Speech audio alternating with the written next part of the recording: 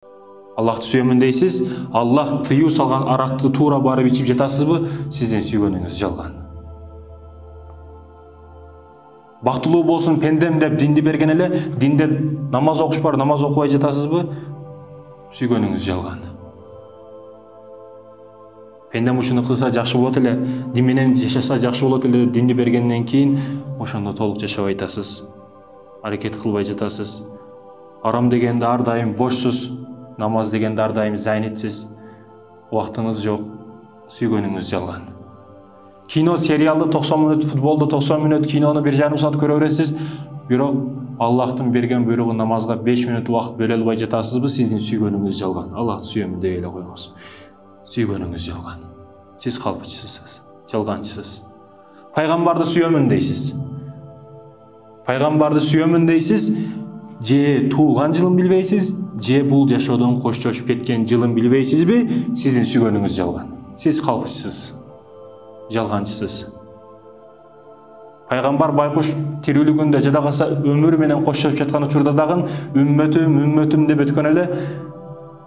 Бирок пайгамбар үчүн эчтеке кылбай туруп, жада калса өмүр баянын билбей туруп, сүйөмүн деш, бул калпчынын иши. Сүйгөнүңүз жалган. Сүйгөн жоксуз сиз пайгамбарды. Мекенди сүйөмүн дейсиз.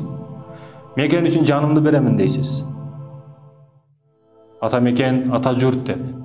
Бирок жолдо бара жатсаңыз бир бананын бочогу, бир бакалашка жаткан болсо, алып керектүү жерге коюп кое албасаңыз, мекенди сүйгөн жоксуз. Мекенди сүйбөйм, сүйөмүн дебей эле кой. Мекенди сүйгөн жоксуз. Азыр алып керектүү жерге коюш наракта турсун, тескерисинче таштап жатасызбы? Мекенди сүйгөн жоксуз. Мекенди сүйгөн жоксуз.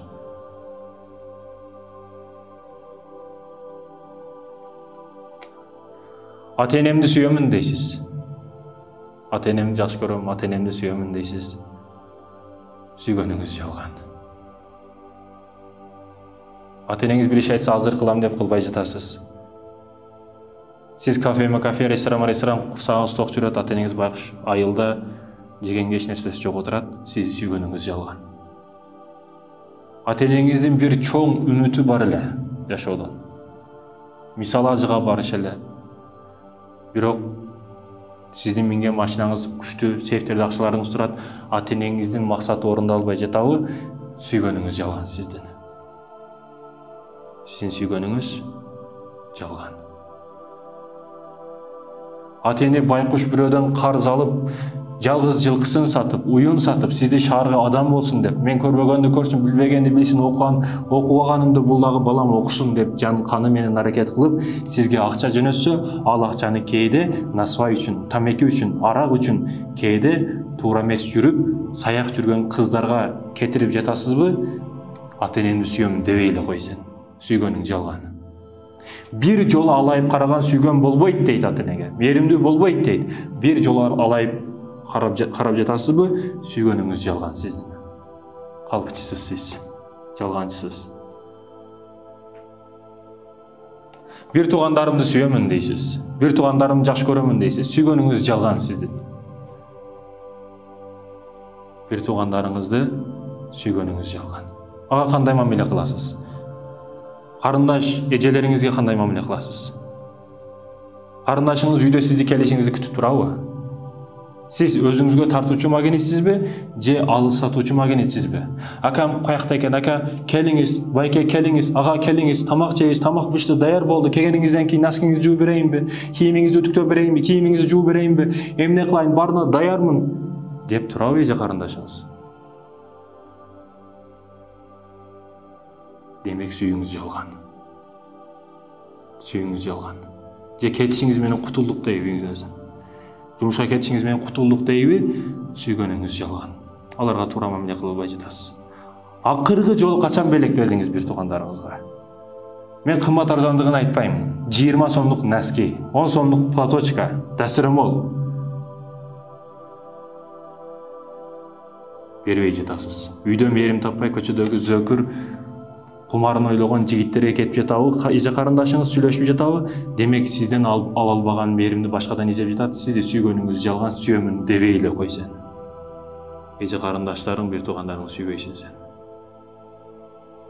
Эже карындаштарыңызды, бир туугандарыңызды сүйгөнүңүз жалган.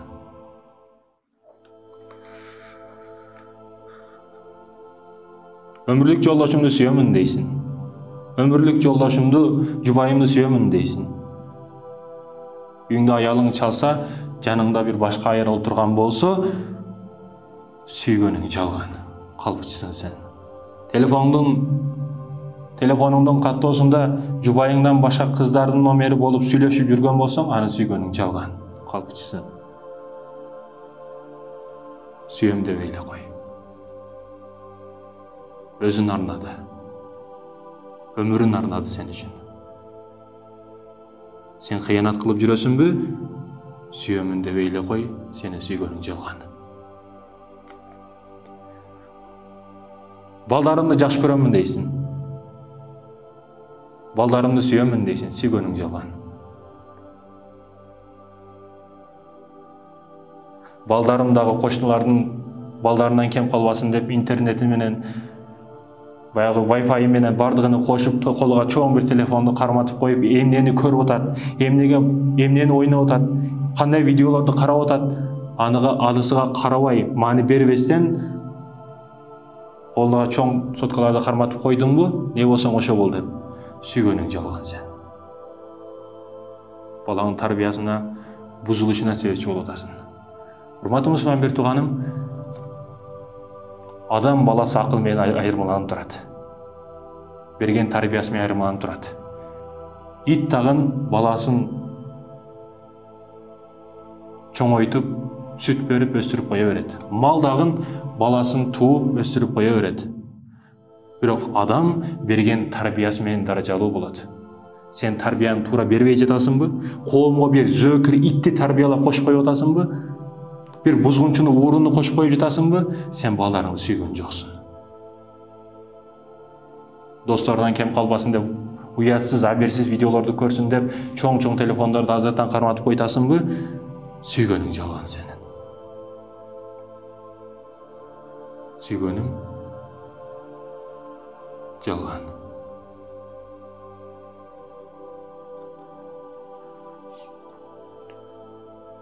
Досторумду жакшы көрөмүн дейсиң.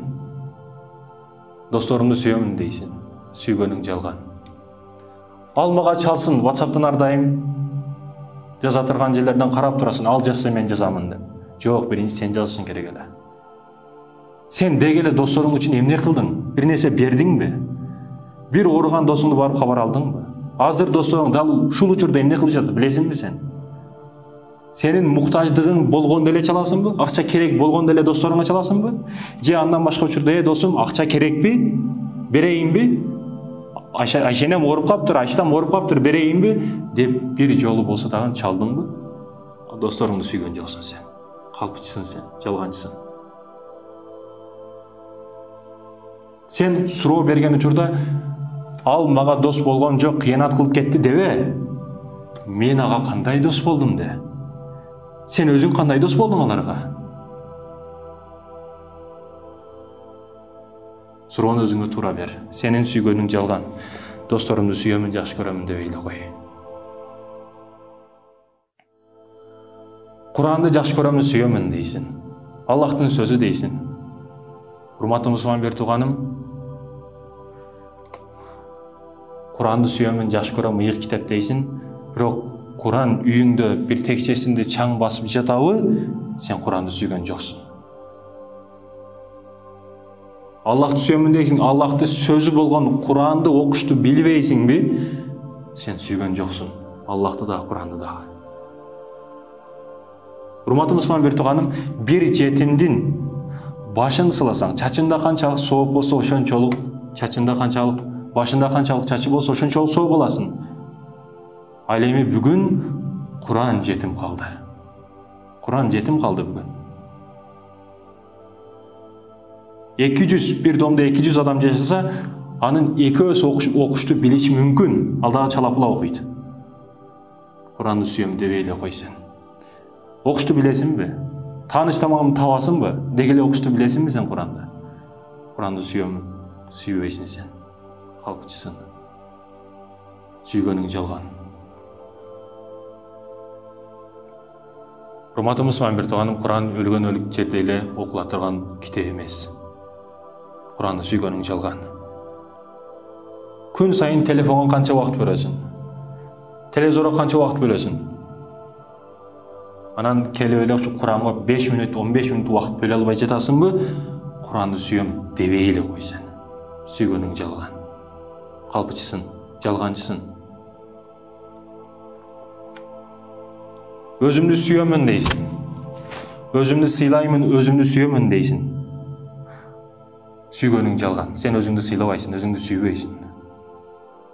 Бул дене, урматтуу мусулман бир тууганым, жөнөкөй эле бир идиш. Үйдө аялдар гүл карашат. Бир идиштин ичине гүл салып коюшат. Роза гүлү, кайсы гүл болсо да салышат. Бул дене дагы ошол сыяктуу эле нерсе. Ичибизде рух бар. Рух бул денени башкарып турат. Рух карыбайт, өлбөйт, башка болбойт. Бул дене карыйт, жок болот. Катуураак тийсе сынат. Ушул дене үчүн жооп беребиз рухубуз менен. Денеге жакшы мамиле кылбай жатасың. Көзүң менен эмнелерди карап жатасың. Колуң эртет тозокто күйөт. Жаман ишти кылсаң тозокто күйүшүнү билесиң. Билип туруп өзүң күйбөй жатасыңбы? Демек сен өзүңдү өзүң сүйгөнүң жалган.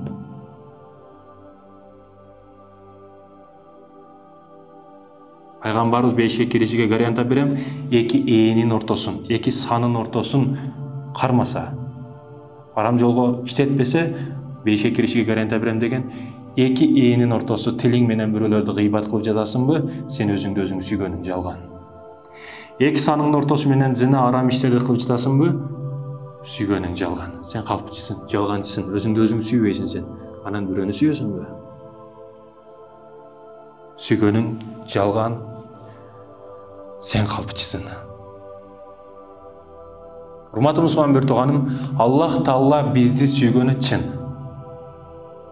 Аллах Таала бизди сүйгөнү чын. Денеңди берди. Ушундай жакшы бир кооз, бейиштей болгон өлкөдө төрөлтүрүп койду. Мусулмандардын катарына кошуп койду. Дин исламды түшүндүрүп койду. Бейиш тозок оң сол деп көрсөтүп койду. Куранды түшүрүп койду. Бардык мүмкүнчүлүктү берип койду. Bir сооп иш кылсаң 700-ге чейин соопторду ала бересиң деди. Bir күнөө кылсаң бир эле күнөө жазылат деп атат. Аллах демек бизди сүйөт. Аллахты сүйгөнү чын бизде. Бирок сиздин сүйүүңүз кандай Аллахка? Аллахтын диниге сүйүүңүз кандай?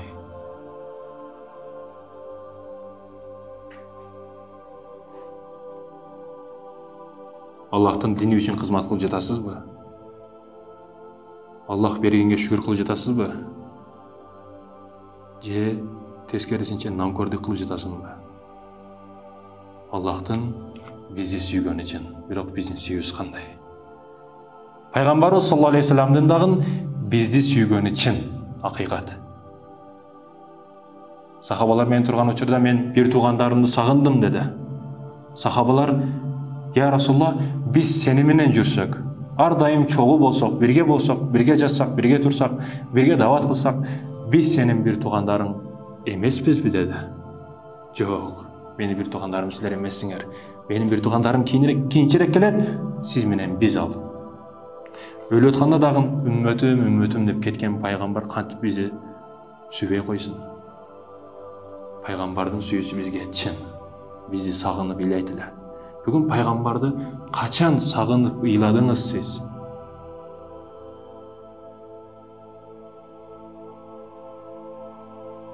Уятсыз, абертсиз кино, видео бардыгын көрө бересиз. Соц тармактарга кирип алып, пайдасыз нерселерди көрө бересиз. Бирок пайгамбардын хадисин бир молда айтып чыгып калса,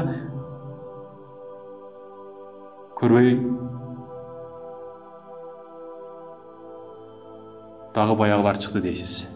Пайгамбардын бизге болгон сүйүүсү чын, сиздин пайгамбарга болгон сүйүүңүз кандай? Үммөтүм деген пайгамбар. Мекен дегенде, урматтуу мусулман бир тууганым, бир эле топуракты түшүнбөш керек. Bir карыш топурагы да каманат. Айлана чөйрө жаратылыш жада калса үйүңүздөгү уюңуз, торпогуңуз, кой эчкилериңиз дагы мекен эл жердин жаратылыштын берген, Аллахтын берген бизге белектеринен бири мекендин бизге болгон сүйүүсү үчүн. Үйүңүздөгү уйду караңыз.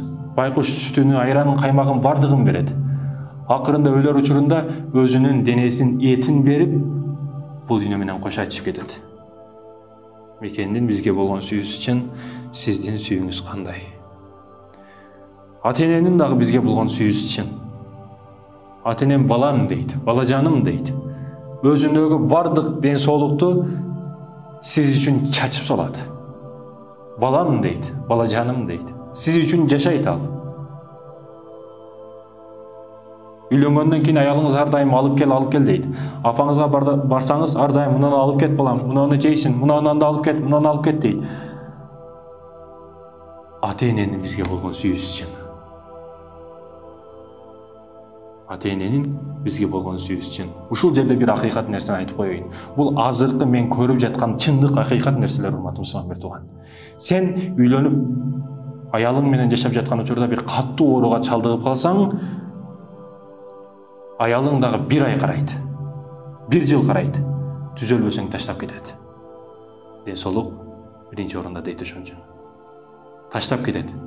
Бирок эне байкуш инвалидсиңби, көзүң көрбөйбү? Акырга чейин до конца карайт сени. Акырга чейин барат. Эне байкуш. Демек, ата-эненин бизге болгон сүйүүсү үчүн.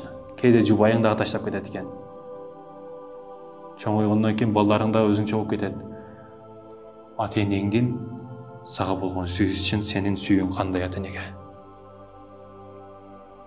Бир туугандарыңдын сага болгон сүйүүсү үчүн. Бир туугандарыңдын сага болгон сүйүүсү үчүн. Бир туугандарың сени жакшы көрөт. Жөнөкөй мисал, бир милицияга түшүп калсаң, досторуң жардам бербейт. Тааныш билиштеп жүргөн акелериң, агаларың жардам бербейт. Ошол эле байкуш бир туугандарың акча салат, милициядан сени ошолор чыгарат. Демек, алардын сүйүүсү сага чын. Бир туугандардын сага болгон сүйүүсү үчүн сенин сүйүүң кандай? Өмүрлүк жолдошуңдун сага болгон сүйүүсү үчүн сени ал сүйөт. Сага өзүн арнады, күтүп алат. Сен жокто ар дайым сенин байлыгыңды, өзүнүн намысын сактап отурабы, сага болгон сүйүүсү үчүн. Бирок сенин сүйүүң кандай ага? Кафеме кафе жүрөсүң, курсагың ток, өзүң шок болуп, сенин сүйүүң кандай ага? Ал сени сүйөт. Сенин сүйүүң кандай өмүрлүк жолдошуңа? Балдарың, жаныңдан болгон, каныңдан болгон балдарың сени сүйөт. Сени күтөт. Сени дейт, ата жаным дейт. Балдарыңдын сага болгон сүйүүсү үчүн, бирок сенин сүйүүң кандай балдарыңа? Балдарың сени жакшы көрөт, сүйөт. Атаке дейт, ата жаным дейт. Сен түзмө-түз болгон рекламасын балаң үчүн. Балаң сенден көрүп үлгү алат. Сен эмнени кылсаң ошол кылат. Балдарың сени сүйөт, сенин сүйүүң кандай аларга бүгүн? Досторуңдун дагы сага болгон сүйүүсү үчүн. Жок дегенде өлгөн күнүңдө табутуңду ооруп калсаң больницаңа, кырсыкка учурап калсаң жаныңа келип жатабы? Алардын сага болгон сүйүүсү үчүн сенин сүйүүң кандай аларга? Алар сени жакшы көрөт, алар досторуң. Дос болуш үчүн бир партада отуруш керек эмес. Дос болуш үчүн, палчан болуш үчүн бир армияда кызмат кылыш шарт эмес. Дос болуш үчүн максат бир болуш керек. Акыреттеги бейиш болуш керек. Алардын бардыгы достор.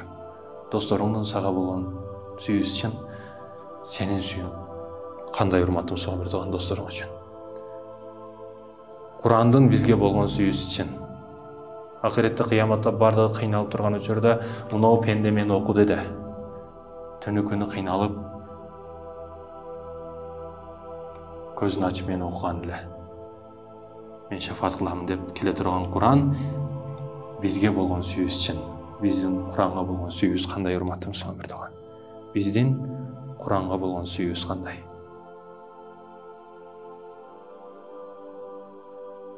Бул жашоо урматтуу мусулман биртуганым өтө кыска. Мусулман кейде билбей урурлук кылып коюшу мүмкүн. Бирөөгө зулумдук кылып коюшу мүмкүн, бирок калп айтпайт. Жалганчы болбо сен. Бирөөнү сүйөмүн дештен мурда дагы. Анан никеге чейин бирөө сени сүйөмүн деп атабы? Бул кыздарга дагы тиешелүү маселе. Никеге чейин бирөө сени сүйөмүн деп атабы? Ал калпчы, жалганчы ал. 100% калпчы ал. Ал сени жөн эле алдап кетет. Сүйөмүн деген адам ата-энесин ортого коюп никеге алат. Нике бул жоопкерчилик. Нике бул улуу нерсе.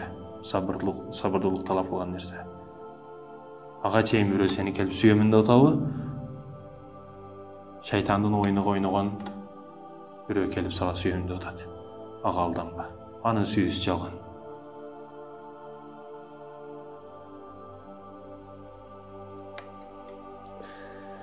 Урматтуу мусулман биртугандарым, калп айтпаш керек. Калпчы болбош керек. Мен колумдан келген бардык иш-аракеттеримди колдонуп, жумушумду таштап, китептерден окуп, даярданып, өзүм билген нерселерди, өзүм кирген эшикке кирсин булар дагы. Өзүм үмүт кылган бейишке дагы булар дагы кирсин. Өзүмө каалаган жакшылыкты сиздерге дагы каалап айтып жатамынбы? Демек менин сиздерге болгон сүйүүм чын. Менин сиздерге болгон сүйүүм чын. Сен талап кылбастан, өзүмө каалаган жакшылыкты сиздерге каалап жатамынбы? Демек менин сиздерге, мекендештериме, мусулман биртугандарыма болгон сүйүүм чын. Бирок сиздердин сүйүүңүздөр мага кандай?